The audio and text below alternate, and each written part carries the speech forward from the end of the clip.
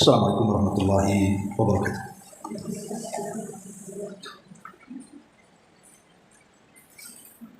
Alhamdulillah wassalatu wassalamu ala Rasulillah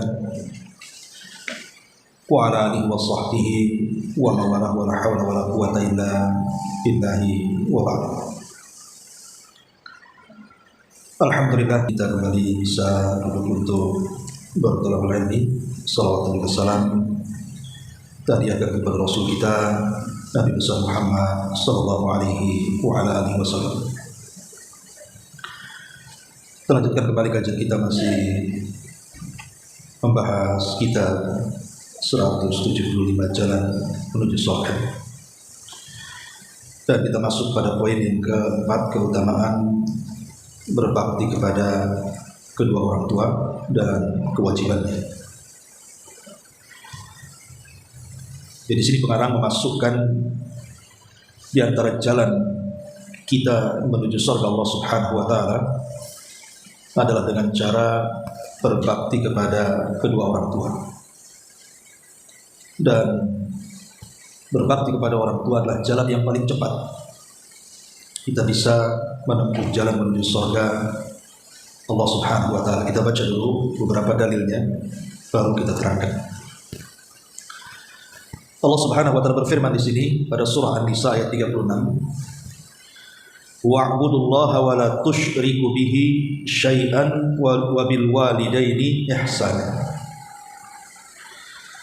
Sembahlah Allah dan janganlah kamu mempersekutukannya dengan sesuatu apapun, dan hendaklah berbuat baik kepada dua orang ibu bapak kalian. Kemudian Nabi SAW bersabda, Ragima anfu, thumma ragima anfu, thumma ragima anfu. Qila man ya Rasulullah? Qala man adraka abawaihi indal kibari ahaduhuma aw kilahuma falam yadkhulil jannah. Celakalah, celakalah dan celakalah. Belum ditanya, siapa yang celaka itu wahai Rasul? Maka beliau menjawab, orang yang mendapatkan kedua orang tuanya dalam keadaan tua, salah satunya atau kedua-duanya, namun dia tidak dapat masuk surga. Ragima anfu adalah kata kinayah dari kehinaan, seolah-olah dia ditempelkan dengan tanah sebagai penghinaan baginya. Allah Subhanahu wa taala berfirman, "Wa man yuhinillahu fama lahu min mukrim." Dan barang siapa yang dihinakan Allah, maka tidak ada seorang pun yang mampu memuliakannya. Artinya kalau kita tidak menjadikan kedua orang tua sebagai jalan kita menuju surga, berarti ini sebuah kehinaan. Dan orang yang dihinakan Allah, maka tidak ada seorang pun yang mampu memuliakannya. Kemudian Nabi SAW bersabda, La yajzi waladu walidan illa an yajidahu mamlukan fayashtariyahu fayu'tiqah. Tidaklah seorang anak dapat membalas kebaikan orang tuanya kecuali apabila dia mendapatkan dalam keadaan menjadi budak, lalu sang anak membelinya kemudian memerdekakannya. Baru sebanding kebaikan orang tua kepada anaknya dengan cara seperti ini, memerdekakan orang tuanya ketika dia menjadi budak.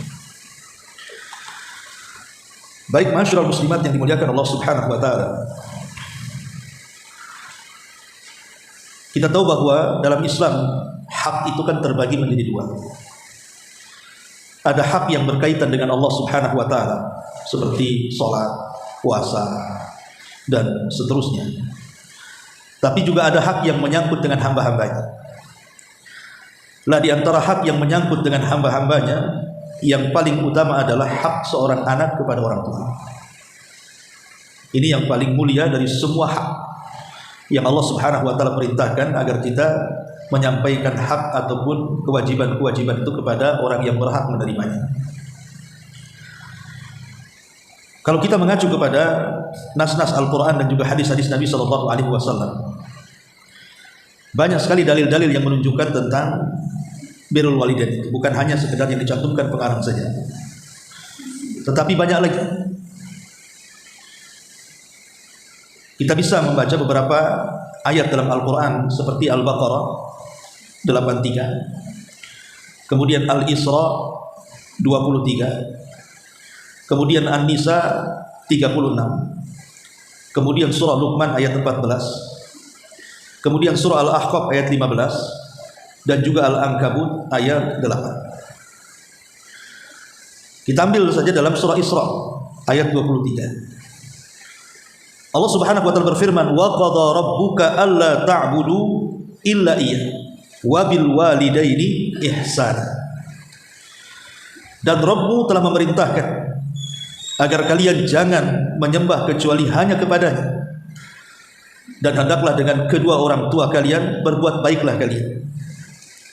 Imma yablughanna indakal kibar, lebih-lebih kalau keduanya berada di sisimu dan mereka sudah tua, ahaduhuma au kilahuma, satu di antara keduanya atau dua-duanya, fala taqul lahuma uffin wala tanharhuma, maka jangan mengatakan kepada keduanya kalimat apalagi sampai membentaknya. Wa qul lahuma qaulan karima, tapi katakan kepada keduanya ucapan yang baik.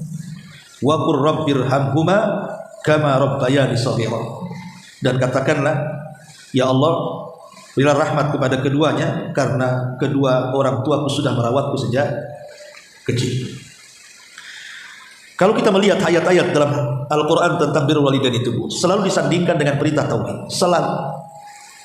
Seperti surah An-Nisa yang kita baca di sini ayat 36. Kenapa Allah Subhanahu wa taala kemudian selalu menyandingkan perintah berbuat baik dengan tauhid, ataupun durhaka kepada orang tua dengan bahaya syirik? Menunjukkan bahwa kewajiban kita bersyukur kepada Allah Subhanahu wa taala akan nikmat yang Allah anugerahkan kepada kita itu belum sempurna, kecuali kita mampu bersyukur kepada kedua orang tua yang sudah melahirkan kita. Makanya kata Abdullah bin Abbas radhiyallahu anhu, ada 3 ayat dalam Quran, di mana 3 ayat dalam Al-Quran ini memerintahkan 2 ibadah yang saling berkaitan satu dengan yang lainnya. Pertama, perintah salat dan zakat.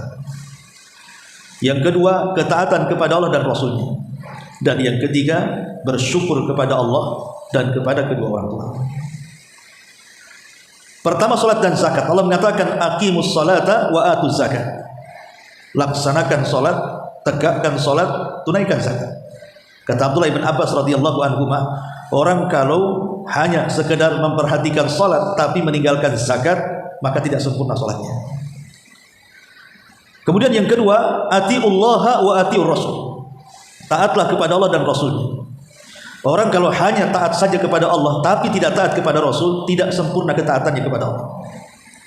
Kemudian yang ketiga, dalam surah Luqman, anishkurli wali walidaika, bersyukurlah kalian akan nikmat-nikmat yang Allah anugerahkan kepada kalian dari Allah, dan juga bersyukurlah akan nikmat kedua orang tua kalian. Kata ulama, kata Abdullah bin Abbas radhiyallahu anhu, kalau kita hanya bersyukur akan nikmat Allah tapi tidak bersyukur kepada nikmat kedua orang tua, maka syukurnya kita kepada Allah belum sempurna.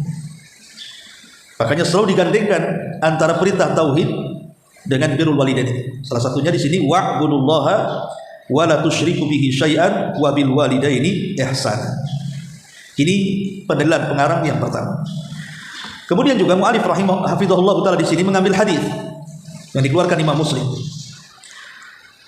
Jadi ketika Nabi SAW naik ke atas mimbar sedang melaksanakan sholat Jumat, pada khutbah Jumat Rasul naik ke atas mimbar. Setiap Nabi SAW naik kakinya di atas mimbar, selalu Rasul mengucapkan kalimat amin. Kemudian naik di tingkatan mimbar kedua, Rasul mengucapkan amin. Kemudian Rasul naik ke tingkatan mimbar yang ketiga, Rasul mengucapkan amin. Kemudian Rasul berkhutbah. Setelah berkhutbah dan selepas sholat Jumat, maka ada seorang sahabat datang kepada Rasul. Rasul, tadi waktu engkau naik ke atas mimbar, engkau mengucapkan amin 3 kali.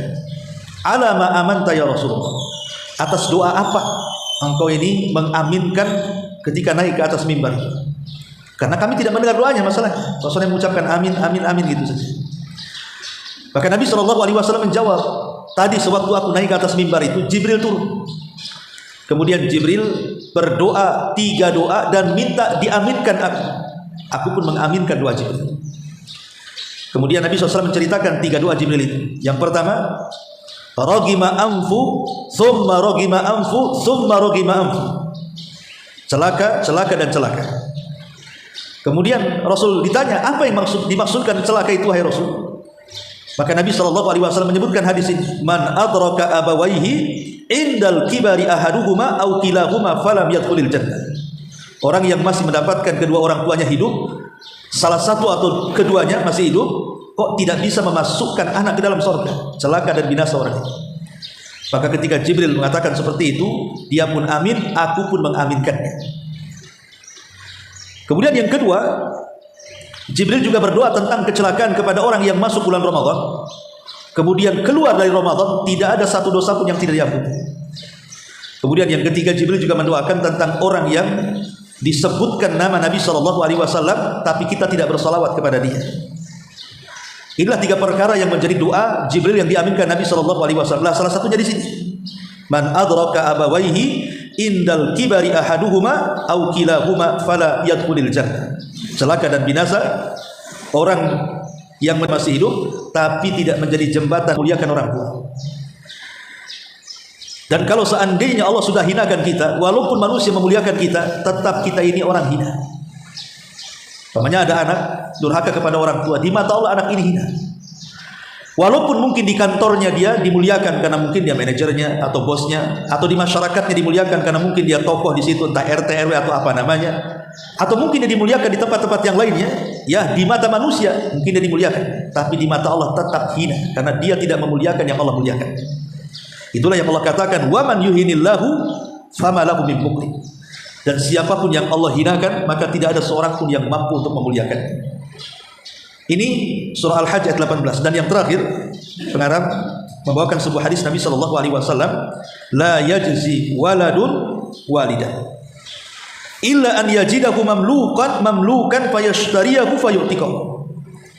Tidaklah seorang anak dapat membalas kebaikan orang tua kecuali apabila dia mendapatkannya dalam keadaan dia atau orang tua tersebut menjadi budak, lalu anak itu membelinya dan memerdekakannya. Maksudnya begini, kalau seandainya Allah takdirkan mungkin ada musuh menyerang kita, kemudian kita dikalahkan musuh, akhirnya kemudian sebagian orang ditawan oleh musuh, otomatis kan jadi budak akhirnya. Lah ketika kemudian mungkin orang tua kita ditawan oleh musuh, akhirnya jadi budak, lah kita ingin memerdekakan orang tua kita dari perbudakan musuh itu. Jika kita kumpulkan uang, kemudian kita datang ke musuh, bebaskan orang tua saya akan berikan uang sekian dan sekian. Kata musuh oke. Akhirnya kita berikan uang kita kepada musuh, kemudian orang tua kita dibebaskan. Itulah satu-satunya menandingi kebaikan orang tua. Tidak ada cara lain kecuali seperti itu. Masalahnya sekarang perbudakan sudah tidak ada, dan kita tidak mungkin juga mau orang tua kita ditawan. Jadi seolah-olah hadis ini menjadi mustahil seorang anak itu membalas kebaikan kedua orang tua di zaman sekarang. Makanya di zaman sahabat ada sahabat namanya Abdullah ibn Umar radhiyallahu anhu. Ada seseorang datang kepada beliau bahwa orang ini sudah menghajikan orang tuanya 7 kali. Jadi orang ini sudah menghajikan orang tuanya 7 kali. Lah 7 kali haji itu karena orang tuanya cacat, sudah tua, tidak bisa jalan, terkadang juga berak dan kencing di celana. Jadi sebanyak 7 kali haji itu orang tuanya digendong sama dia, dari awal manasik sampai akhir manasik. Ibu bisa bayangkan, haji dengan umrah beda. Kalau umrah itu sebentar saja, kalau haji kan berhari-hari, minimalnya 6 hari haji itu, mulai tanggal 8 berakhir tanggal 13 tasrik kan. Itu 6 hari digendong orang tuanya itu, dari tawafnya, dari sa'inya, dari lempar jumrohnya, dari wukufnya, dan sampai selesai haji. Dan itu bukan 1 kali haji, 7 kali haji. Sehingga anak ini kemudian datang kepada Abdullah ibn Umar radhiyallahu anhu dan mengatakan, wahai Ibnu Umar, cukupkah kebaikanku kepada kedua orang tua? Artinya, apakah sudah sebanding dengan kebaikanku kepada orang tuaku? Aku sudah menghajikan 7 kali loh orang tuaku dengan cara aku gendong sampai selesai. Tapi apa kata Abdullah ibn Umar radhiyallahu anhu? Mengatakan tidak. Walaupun satu hentakan napas orang tuamu ketika melahirkan, ketika awal mula keluar darah haid, ya, darah nifas, melahirkan kamu itu, maka itu tidak sebanding. Walaupun hanya setetes darah nifas yang keluar saat melahirkan, itu tidak sebanding kebaikanmu dengan orang tua. Sampai seperti ini Abdullah bin Umar radhiyallahu anhu. Artinya kalau satu tetes darah saja, darah nifas. Karena masalahnya satu tetes darah nifas ini, ketika di awal ibu melahirkan itu kan ibu dihadapkan dengan kematian.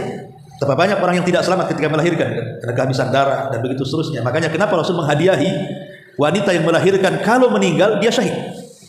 Hadiahnya syahid, ya. Karena biasanya orang tua kalau harus memilih selamat anaknya atau dirinya, umumnya fitrah seorang ibu pasti anaknya diselamatkan. Makanya dari situ kemudian dihadiahi mati syahid. Orang yang kehabisan darah nifas kemudian meninggalkan itu. Makanya kenapa Abdullah ibn Umar radhiyallahu anhu sampai mengatakan walaupun satu tetes darah nifas ketika hentakan melahirkan kamu itu belum cukup, sampai seperti itu. Ya. Makanya wajar kalau Rasul mengatakan seperti ini di sini, la yajzi waladun walidan illa an yajidahu mamlukan fayashtariyahu fayu'tiqahu. Tidaklah seorang anak dapat membalas kebaikan orang tua kecuali apabila dia mendapatkannya dalam keadaan menjadi budak lalu dia membelinya dan memerdekakannya. Ma'asyiral muslimat yang dimuliakan Allah Azza wa Jalla, saking besarnya jasa orang tua kepada kita. Sampai Nabi SAW pernah mengatakan anta wa maluka li abik. Engkau dan hartamu itu milik orang tua. Ada yang mengatakan bahwa kalimat abik di sini ya bapak maksudnya, berarti tidak termasuk ibu. Maksudnya begini, saya contohkan. Kalau ibu punya anak kecil, anggaplah usia 3 tahun atau 4 tahun. Kemudian anak itu dapat hadiah, dikasih uang umpamanya kan. Maka uang ini bukan milik ibu, tapi milik anak ibu. Nah, sembarang ibu nggak boleh ngambil begitu saja. Ini bagi yang mentafsirkan bahwa kalimat anta wa maluka li abik, wa harta dan dirimu milik bapak.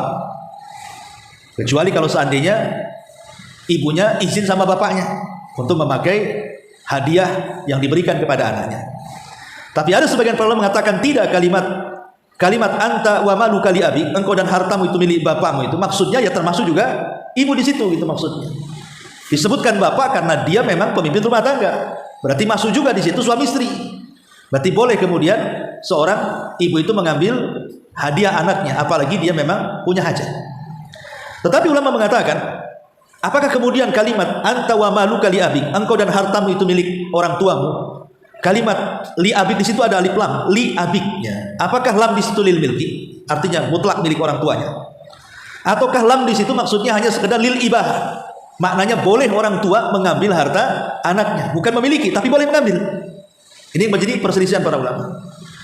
Karena begini konsekuensinya, kalau seandainya lam di situ li abi, kalimat li di situ lil milki, berarti semata-mata anak meninggal, berarti seluruh kekayaannya milik bapaknya, milik orang tuanya, kan begitu. Karena semasa hidupnya saja harta itu milik bapaknya. Padahal kalau ini konsekuensinya berarti akan menyelisihi faraid. Jelas akan menyelisih faraid, kan begitu ya. Karena bagaimanapun tidak, kalau anak meninggal bukan semata-mata semua milik orang tuanya, kan begitu. Gimana kalau anak ini punya anak lagi? Ya kan? Justru orang tua tidak banyak mendapatkannya, kan? Kalau anak ini meninggal punya anak, justru anak ini lebih banyak bagiannya, kan?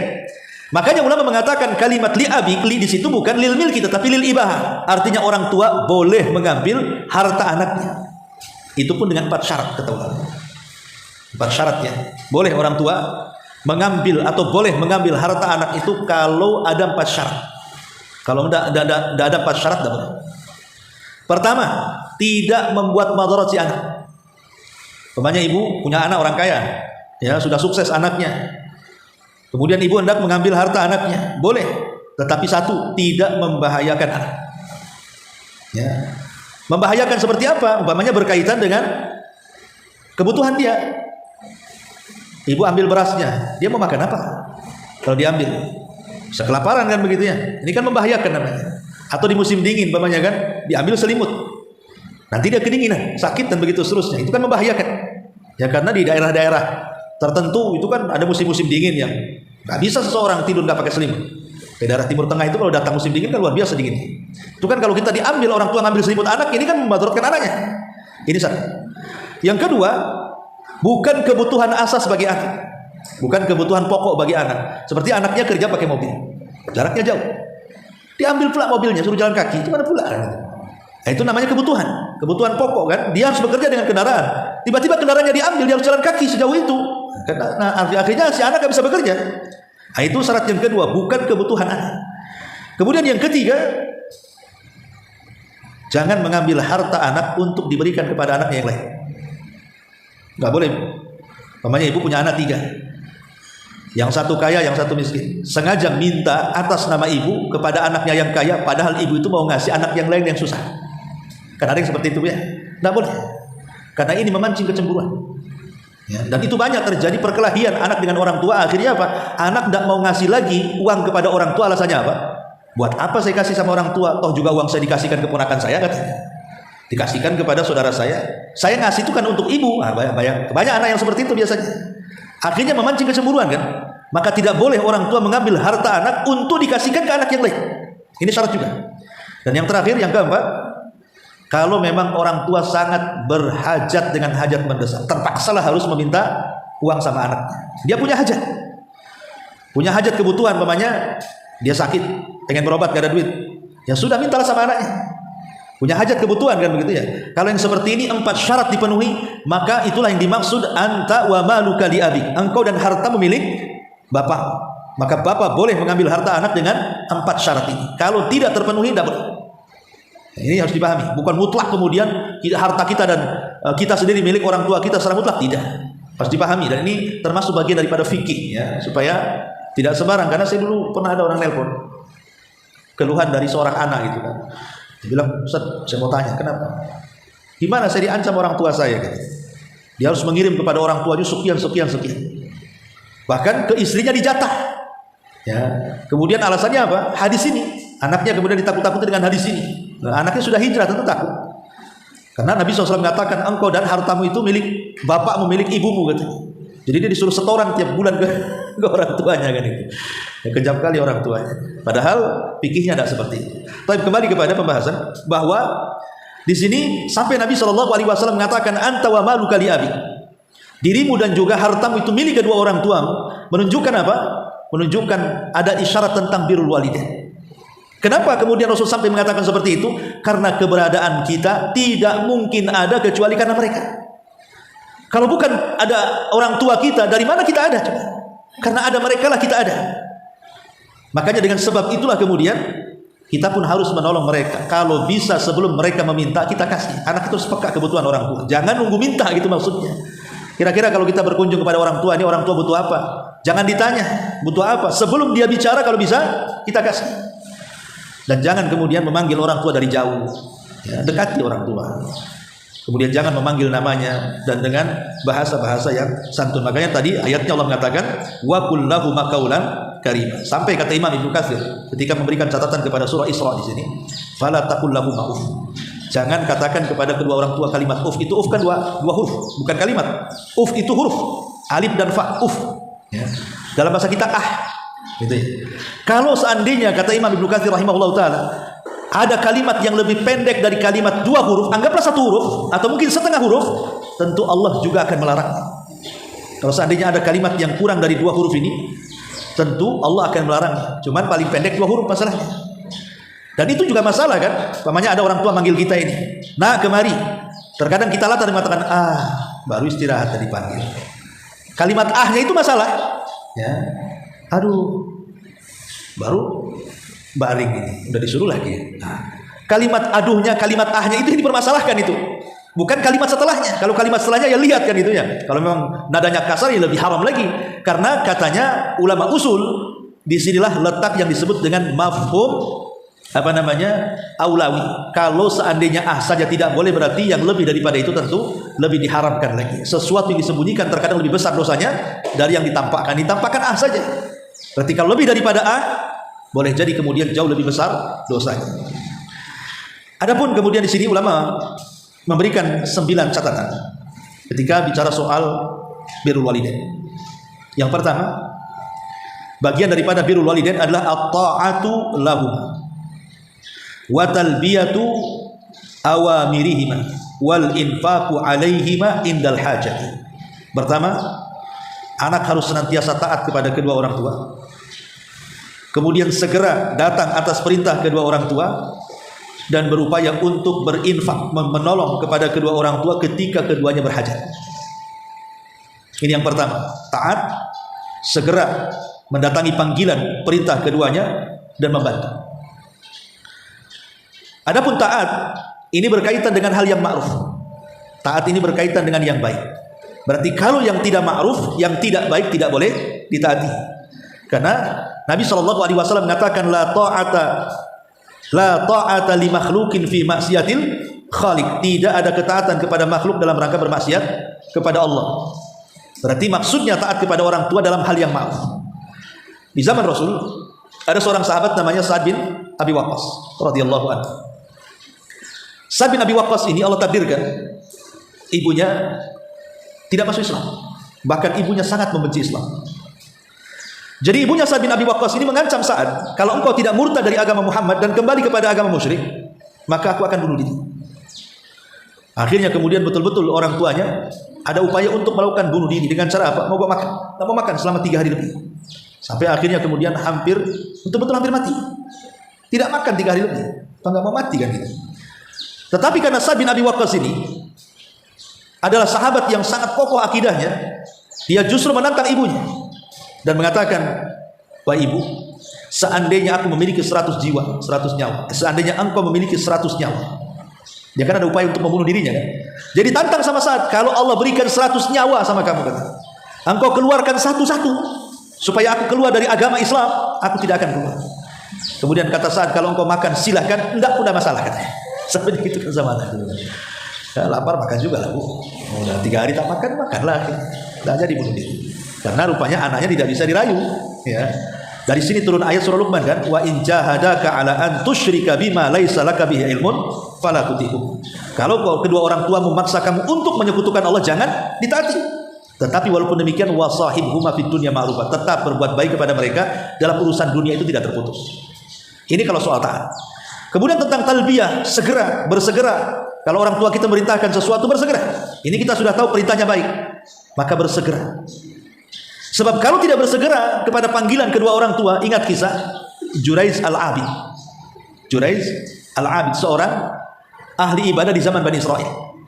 Dia dipanggil-panggil orang tuanya kan, ya Juraiz. Juraiz lagi sholat. Kalau seandainya Juraiz ini orang cerdas, tentu dia akan membatalkan sholatnya karena dia sedang sholat sunnah, bukan sholat wajib. Sementara panggilan orang tua itu wajib. Tapi karena Juraiz ini jahil, dia hanya ahli ibadah saja. Dia terpikir dalam hatinya, ya Allah, kalau aku batalkan sholatku, aku durhaka kepada kamu. Kalau aku seandainya tidak batalkan sholatku, aku durhaka kepada orang tuaku. Pilih mana ini? Sama-sama dua-duanya durhaka kan? Tapi dia mengatakan, aku lebih memilih kepadamu ya Rabb daripada orang tua. Karena aku yang menciptakan aku kan? Akhirnya dia tetap sholat. Orang tuanya marahlah 1 kali, 2 kali, gitu lagi, 3 kali, gitu lagi. Akhirnya kemudian orang tuanya marah, sampai kemudian kemarahannya mengucapkan sesuatu yang merupakan keburukan doa. Apa kata ibunya? Ya Allah, karena anakku nampaknya sudah tidak peduli dengan panggilanku, jangan kau wafatkan dia sampai kau uji dengan seorang wanita pelacur. Akhirnya kemudian ibunya meninggal. Rupanya doa sang ibu ini tidak mesti hari itu berdoa, hari itu dikabulkan. Bisa saja setelah berlalunya zaman, berlalunya waktu kan, baru dikabulkan, betul. Akhirnya kemudian satu hari datanglah seorang wanita pelacur suruhan orang yang tidak suka dengan Juraiz supaya memfitnah Juraiz. Jadi ada orang yang nggak suka dengan Juraiz, dia sewa pelacur dan mengatakan kepada pelacur itu, pura-pura kau berzina dengan Juraiz. Akhirnya dia pun mendatangi Juraiz, mengganggu Juraiz, tapi keimanan Juraiz ini kuat. Sampai akhirnya wanita ini berzina dengan seorang penggembala kambing, hamil, punya anak. Lah ketika lahir anaknya, dia mengaku bahwa itu anaknya Juraiz. Disitulah Bani Israel bangkit kemudian merobohkan tempat ibadahnya dan hampir membunuh Juraiz. Akhirnya Juraiz pun mengatakan sebelum dia dibunuh, dia meminta kepada Bani Israel untuk memberikan waktu sholat 2 rakaat. Akhirnya dia sholat 2 rakaat. Setelah sholat, dia minta kepada wanita itu, mana bayi itu? Akhirnya setelah bayi itu didatangkan, dicubitlah bayi itu. Sudah dikatakan, man abuk, siapa bapak? Tiba-tiba bayi itu bicara dan mengatakan, abi ra'il ghanam, bapakku pengembala kambing. Nah ini bayi ajaib. Ya, ini kalau semua bayi dicubit sama bapakmu bahaya zaman sekarang. Ya bapakku lah. Intinya bahwa dari sini ada faedah apa? Harusnya Juraiz itu langsung memenuhi panggilan orang tuanya. Maka ingat seorang ulama namanya Shuraih. Namanya Shuraih. Ada seorang ulama hadis itu namanya Shuraih, siapa gitu, ibn siapa? Aywah ibn Shuraih. Aywah ibn Shuraih. Aywah ibn Shuraih ini seorang ulama hadis. Hadis terkenal, hadis dunia, seorang tabi'in. Jadi dari mana-mana datang itu belajar kepada Aywah ibn Shuraih. Jadi ketika Haywa ibn Shura ini mengajar hadis Nabi sallallahu alaihi wasallam, haddatsana fulan qala haddatsana fulan gitu ya. Tiba-tiba ibunya memanggil, ibunya itu agak sedikit gila. Memanggil-manggil, ya Haywa gitu. Akhirnya kemudian Haywa pun ngomong sama muridnya dan mengatakan, aku ini mengajar kepada kalian, hukumnya fardu kifayah saja. Adapun panggilanku fardu ain. Kalau kalian mau, kalian boleh menunggu sampai aku penuhi panggilan orang tuaku, nanti kita belajar lagi. Kalau kalian mau, buyar saja. Akhirnya kemudian murid-muridnya mengatakan, kami tunggu wahai guru. Akhirnya Haywa pun pergi mengikuti panggilan ibunya. Tahu yang disuruh ibunya? Disuruh ngasih makan ayam. Padahal sedang ngajar tuh. Hanya disuruh ngasih makan ayam. Dituruti. Ya. Setelah ngasih makan ayam, balik lagi dia ke majelis ilmu. Hanya seperti itu, bayangkan. Karena ingin supaya birrul walidain. Begitulah para ulama salaf. Ya. Jadi talbiyatu awamirihima wal infaq alaihima, dan membantu keduanya indal hajah, tentu ketika ada kebutuhan. Ini yang pertama. Yang kedua, at-tawadhu lahuma wa muamalatuhuma birifqin walayyin wa taqdihima fil kalami wal masyi ihtiraman lahuma wa ijlalan liqadrihima. Tawadhu, merendahkan kepada keduanya, dan muamalah dengan keduanya dengan lembut, dengan santun, dan mendahulukan bagi keduanya, baik ketika bicara, biar orang tua bicara, jangan dibantah. Kalau orang tua bicara, biarkan dia bicara. Atau dahulukan dia, suruh bicara. Atau dahulukan dalam berjalan, biar orang tua di depan, kita di belakang. Dalam rangka ihtiram, menghormati keduanya. Dan juga dalam rangka memuliakan derajat keduanya. Jadi yang kedua, tawadhu. Karena begini, kenyataan yang ada di masyarakat, kadang-kadang kondisi anak itu kan jauh lebih tinggi derajat di dunia dibandingkan orang tua itu kan banyak. Itu orang tuanya di desa. Kemudian orang tuanya hanya tahu anaknya ingin lebih baik daripada dia. Akhirnya anaknya sekolah tinggi. Ibunya tetap aja lulusan SD, tapi anaknya bisa sampai kuliah. Bahkan terkadang anaknya jadi orang sukses.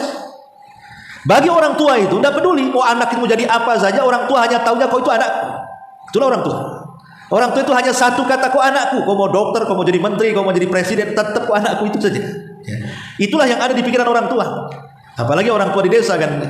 Maka dari sini kalau kita menghadap orang tua, letakkan semua jabatan, semua pangkat, semua apapun. Kita ini anak dia. Jangan bawa-bawa atribut menghadap orang tua. Itulah bentuk tawadhu di sini. Ya. Ini yang kedua. Kemudian yang ketiga, hifdzus sauti inda al-hadithi ma'akuma wa adamu ijza' jihima in kana naimaini. Lirihkan suara ketika bicara dan jangan mengganggu kalau keduanya sedang tidur. Ingat kisah tentang orang yang terjerembab di dalam sebuah gua. Kemudian dia tidak bisa keluar dari gua itu. Akhirnya bertawasul kan. Salah satunya bertawasul dengan birrul walidain, berbuat baik kepada orang tua, di mana dia bercerita bahwa kebiasaan dia itu biasanya memberikan air susu kepada kedua orang tua sebelum malam, dan ia dahulukan memberi minum air susu kepada orang tua daripada anak istrinya. Satu hari kemudian dia sibuk, entah apa yang menyibukkan dia, akhirnya dia lupa, baru ingat setelah malam kalau dia belum memberi minum orang tuanya. Akhirnya kemudian langsung dia mengambil air susu, memerahnya, kemudian bersegera datang ke rumah orang tuanya. Allah takdirkan sudah tidur orang tuanya, dan dia tidak memberani membangunkannya. Sementara anak istrinya butuh minum juga, tapi dia tidak mau memberikan karena itu jatah orang tuanya. Akhirnya sebagai kafarohnya dia sudah bersalah, dia akhirnya berdiri di samping dua orang tua yang sedang tidur. Dia tunggu sampai bangunnya. Rupanya pagi baru bangun. Setelah bangun baru dikasih air susunya, baru memberikan makan atau susu kepada anak dan istrinya. Dia mengatakan, demi Allah ya Rabb, kalau seandainya ini ada kebaikannya dan ini amalanku yang paling ikhlas, tolong bukakan pintu gua itu. Akhirnya bergeser pintu gua itu. Syahidnya di sini apa? Bagaimana orang ini bertawasul dengan birrul walidain, akhirnya menyelamatkan nyawanya. Nah, dari sini juga penting bahwa birrul walidain itu bisa menyelamatkan hidup kita. Makanya ada istilah kata para ulama, orang anak kalau tidak pernah mendoakan kebaikan orang tuanya, maka anak itu anak celaka. Atau sebaliknya, anak yang tidak pernah didoakan kebaikan orang tuanya, anak itu celaka. Dua-duanya celaka. Anak yang tidak pernah mendoakan kebaikan orang tuanya celaka, anak yang tidak pernah didoakan kebaikan orang tuanya celaka juga. Nah, dua-duanya celaka. Nauzubillah. Ini yang ketiga. Yang keempat, isti'mal a'dzabil kalimat wa ajmaliha indal hadithi ma'ahu. Hendaklah menggunakan kalimat-kalimat yang santun, yang baik ketika bicara lama dengan orang tua. Kan dalam bahasa kita sendiri kan, dalam setiap bahasa daerah kayak Sunda, Jawa, ataupun daerah-daerah mana sajalah, Padang atau apa, kan mesti ada kalimat-kalimat itu.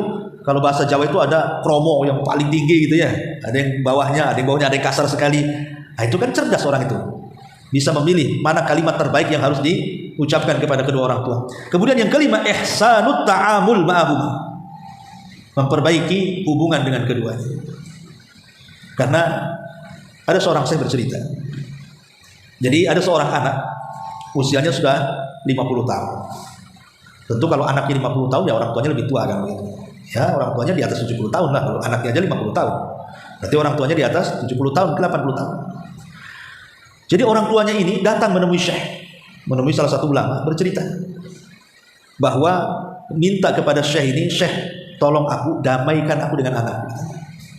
Kan terbalik, harusnya anak yang datang ke Syekh, tolong damaikan aku dengan orang tuaku. Ini orang tuanya minta didamaikan dengan anaknya. Dari sana sudah salah kan begitu. Berarti anaknya masalah nih. Jadi Syekh ini kaget, kok bisa orang tua datang ke Syekh minta didamaikan dengan anaknya? Harusnya kan terbalik kan gitu. Jadi Syekh ini kasihan, orang ini sudah tua, 80 tahun, anaknya udah 50 tahun, udah sama-sama tua kan. Kemudian dia mengatakan, apa masalahnya? Kemudian dia bercerita, aku sudah berkali-kali minta maaf sama anakku. Anakku menutup pintu maaf, bahkan aku dibentaknya. Jadi aku minta orang ketiga untuk mendamaikan. Akhirnya Syekh mau. Berangkatlah Syekh ini dengan orang tua yang sudah tua ke rumah anaknya. Diketuk pintunya nggak mau dibuka, disalami nggak mau dibuka, tapi akhirnya Allah takdirkan dibuka juga. Setelah bolak-balik dibuka juga. Jadi Syekh ini cobalah kemudian memberikan pengertian dari segi agama kepada anak itu tentang pentingnya hubungan baik dengan kedua orang tua. Tapi anak ini seolah-olah sudah tertutup maafnya, entah apa dosa orang tua ini kepada anak ini. Anak ini tidak mau membuka pintu maafnya, malah mengeluarkan kata-kata yang membuat hati orang tuanya terbakar. Panas gitu ya, niatnya mau minta maaf, mau berdamai, malah keluar jadi makin panas lagi dengan anaknya. Jadi sebelum keluar rumah, kemudian dia mengatakan kepada Syekh terima kasihnya, dia sudah berusaha mendamaikan dia dengan anaknya, tapi dia mengucapkan kalimat di hadapan Syekhnya, wahai Syekh, demi Allah, karena anakku sudah tidak baik, dia sudah membakar hatiku hari ini, maka semoga Allah bakar juga hatinya. Itu doanya. Seperti itu. Subhanallah, kata Syekh ini bercerita, selang beberapa hari, tiba-tiba anak ini datang kepada Syekh, meminta untuk didamaikan dengan orang tuanya. Terbalik sekarang ini. Dan Syekh melihat kondisinya sangat memprihatinkan. Kenapa? Dia bercerita, sejak ibuku melangkah dari rumahku keluar, ya, tiba-tiba kemudian dada panas seolah-olah terbakar. Aku berusaha berobat, tidak juga kunjung hilang katanya. Sampai sekarang aku kesakitan dan rasanya panas sekali dalam dadaku katanya. Maka dari situ Syekh memahami dan mengatakan, kalau gitu bertobatlah kepada Allah, mintalah maaf kepada orang tua. Setelah dipertemukan kedua orang tuanya, akhirnya minta maaf. Subhanallah, keajaiban terjadi. Rupanya hilang penyakitnya, panasnya hilang. Ya, terkadang dua orang tua itu dijadikan kes hari itu juga kan. Sebagaimana dia sudah membakar hatiku, semoga Allah bakar hatinya. Dan itu menjadi kenyataan di sini. Makanya di sini juga penting ta'amul, berbuat baik dengan kedua orang tua itu. Dikhawatirkan mereka mengucapkan kalimat-kalimat yang merupakan doa buruk kepada kita dan Allah kabulkan Allah kita.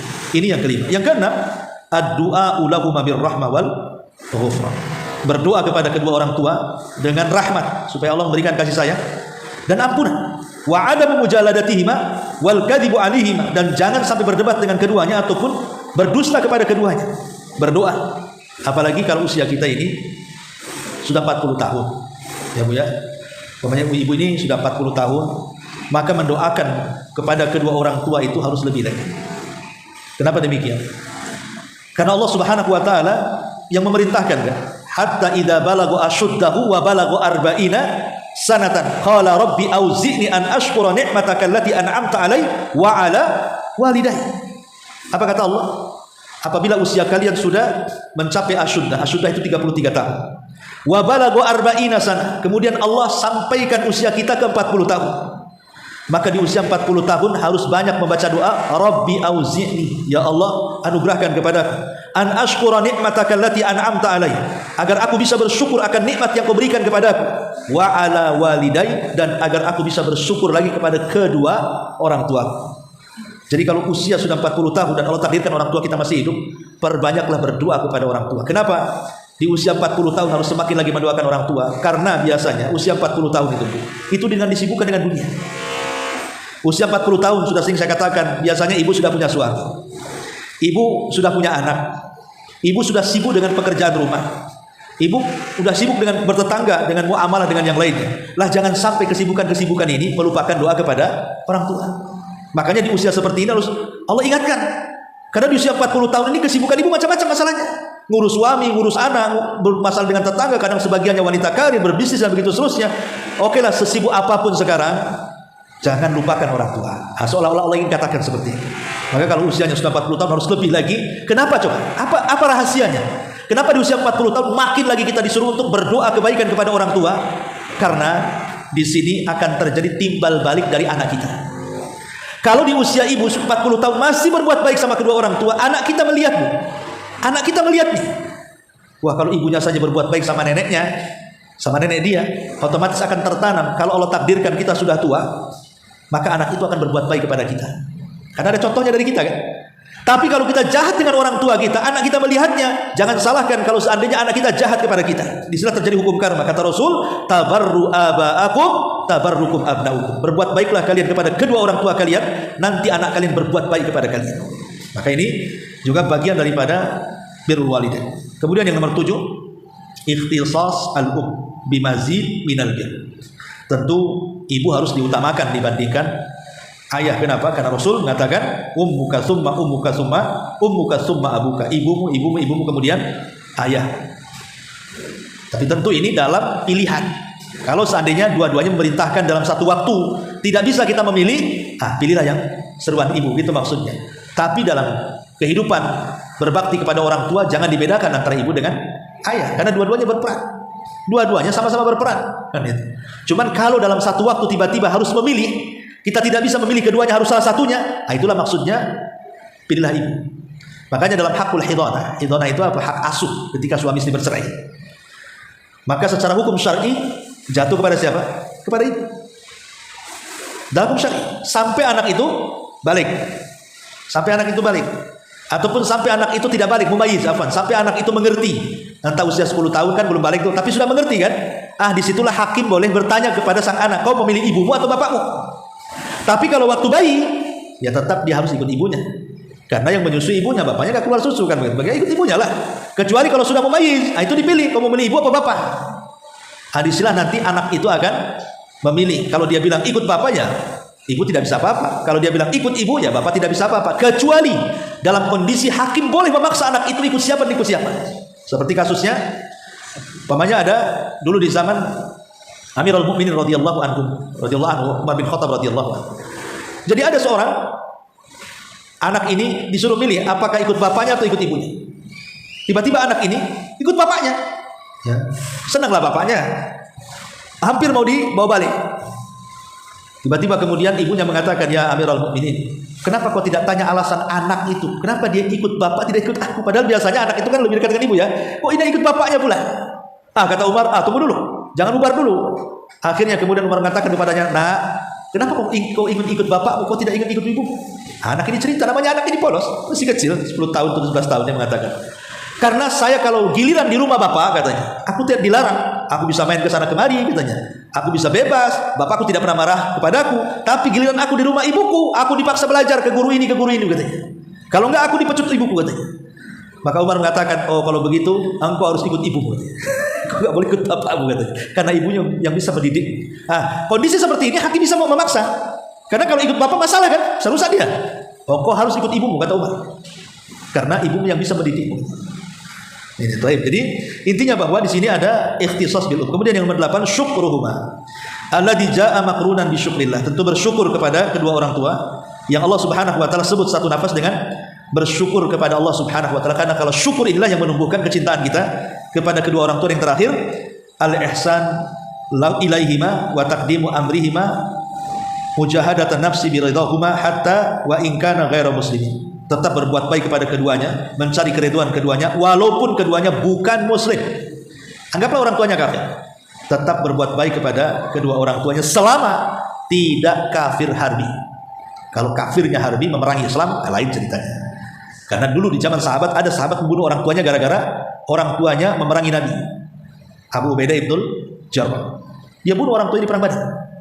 Ketika itu orang-orang mencela Abu Ubaidah, mana anak membunuh orang tuanya? Hanya turun ayat kan tentang Abu Ubaidah ibnul Jarrah ini, bahwa Boleh seseorang itu memerangi orang-orang kafir selama mereka memerangi kita. Tapi kalau mereka tidak memerangi kita, mereka kafir dhimmi atau kafir ahdi atau kafir musta'man, bukan kafir harbi, maka tetap kita harus berbuat baik kepada kedua orang tua walaupun kedua orang tua itu tidak muslim. Wallahu a'lam bishawab. Ini di antara pembahasan yang keempat, keutamaan berbakti kepada kedua orang tua. Tapi sebelum saya tutup, kalau ada bertanya silahkan.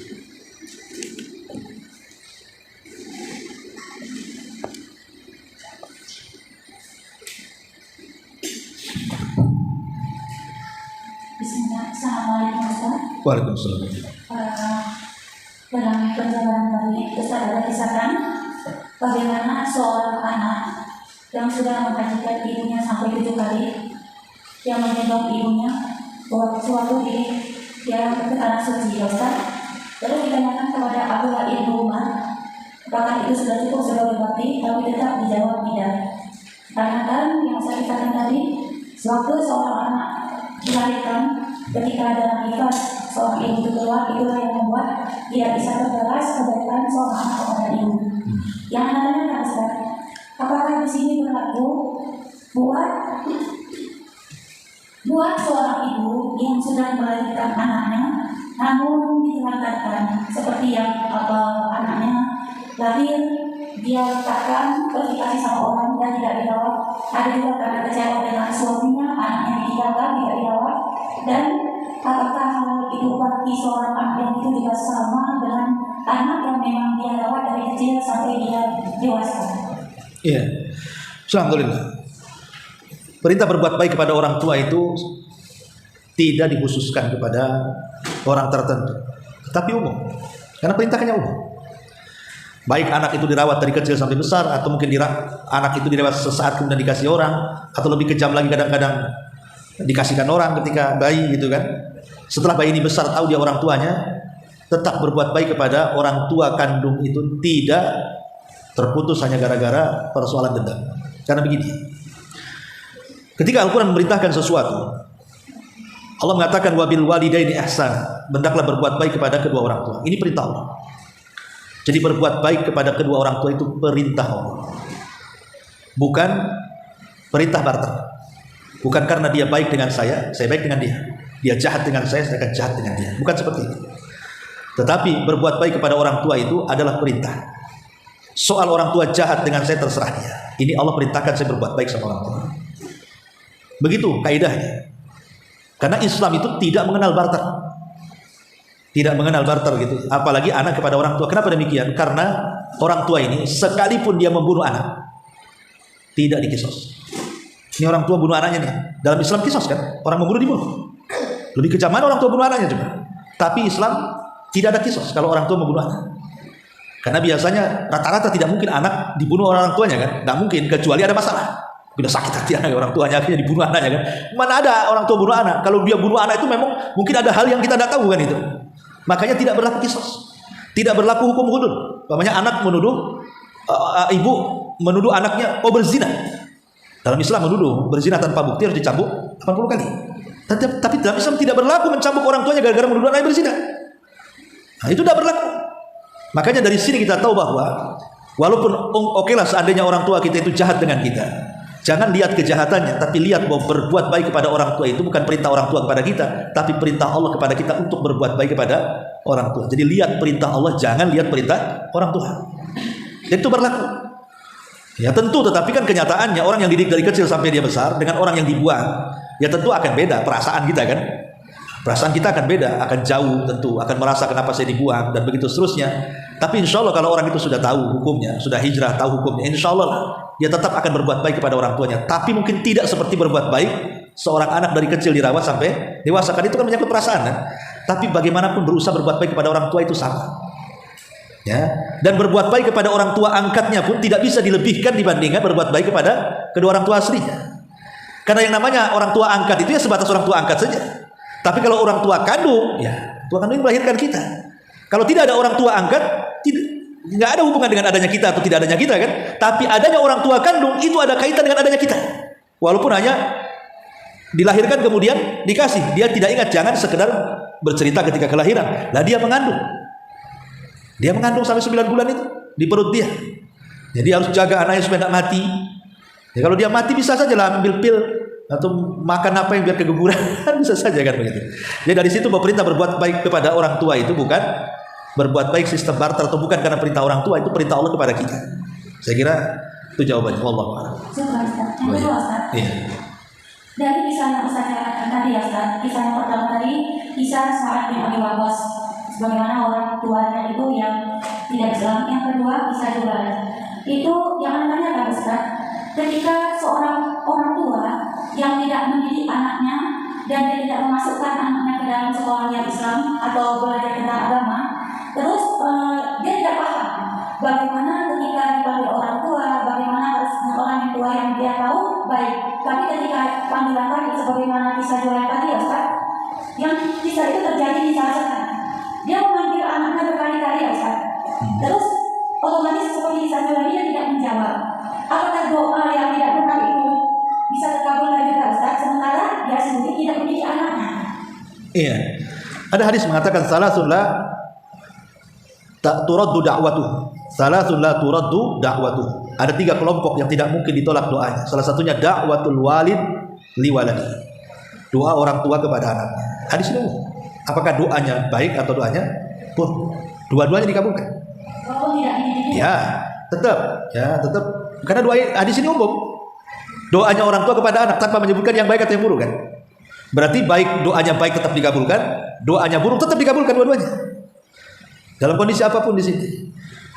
Kecuali doanya orang yang zalim kepada orang yang didolimi. Dia zalim, doakan keburukan yang zalim. Dia harus didoakan. Makanya orang tua zalim sama anaknya. Zalim sama anaknya. Kalau zalim sama anaknya kan yang mustajab doa kan yang didolimi kan, bukan yang zalim kan. Sudah zalim mendoakan pula dengan keburukan. Nah itu tidak akan didengar doanya kecuali kalau dia di pihak yang didolimi. Nah, dia berdoa. Nah, bisa saja mustajab doanya karena da'watul madlum laisa bainahu wa bainallah hijab. Antara dia dengan Allah tidak ada penghalang. Kan ada seorang syekh bercerita juga. Pernah saya ceritakan, ada seorang ibu saking marahnya sama anaknya masih kecil. Ya biasa namanya anak-anak kecil, anak-anak tangguh kadang-kadang ya nakal, apalagi sekelas-kelas SMP itu kan nakal-nakalnya kan anak-anak itu. Kadang-kadang orang tua udah angkat tangan Bu kalau sudah anak-anak sudah tanggung-tanggung. Jadi ada orang tua kemudian saking jengkelnya sama anak, ya, saking marahnya mungkin sudah buat onar di mana-mana, sudah buat malu di mana-mana, akhirnya berdoa dia. Ya, nah daripada pun nakal kayak gini, semoga Allah buat adalah itu serongsong peluru di kepalamu tuh. Dia ngomong gitu aja orang tua. Saking jengkelnya kan, sampai dia ngomong begitu, semoga ada serongsong peluru di kepalamu. Soalnya dia mendoakan kematian kan gitu ya. Namun serongsong peluru di kepala kan sama dengan ditembak namanya kan. Tapi dia tidak ngomong kematian, dia cuma begitu saja, semoga ada serongsong peluru di kepalamu. Saking jengkelnya. Tapi dengan berjalannya waktu lupalah doa nih. Anaknya juga sudah besar, sudah SMP, sudah sekelas lulus SMP, SMA, kemudian sampai kuliah, udah lupa lah dengan doa itu. Sekarang anaknya sudah baik. Selepas lulus kuliah, anaknya keterimalah di militer. Kepolisian ya, atau mungkin ketentaraan gitu. Jadi ketika di waktu latihan nih, di campnya itu bercandalah antara anaknya dengan kawannya itu. Jadi yang kawannya bawa pistol, disangkanya itu nggak ada pelurunya. Namanya bercanda ya, namanya bercanda tentara ya pakai senjata kan begitu ya. Disangka nggak ada pelurunya. Kemudian diletakkan di kepala anaknya ini. Itu dicetek ada 1 peluru, rupanya itu yang menyerang di kepalanya. Meninggal lah. Jadi ibunya ketika melihat anaknya seperti itu, dia teringatlah puluhan tahun yang silam. Kenapa dia ngomong semoga ada serongsong peluru di kepala? Itulah setelah berpuluh-puluh tahun baru menjadi sebuah mustajab doa. Jadi terkadang jangan sembarang mendoakan anak. Bukan sekarang masalahnya, kejadiannya nanti kadang-kadang. Itulah makanya kenapa harus banyak tafa'ul. Ya marah apapun orang tua kepada anak itu jangan sampai kalau bisa mengeluarkan kata-kata yang tidak baik. Ya, wallahu a'lam. Baik, cukup ya. Nah, saya kira cukup. Subhanallah, syukur la ilaha illa anta astaghfiruka wa atubu ilaik. Wallahu a'lam.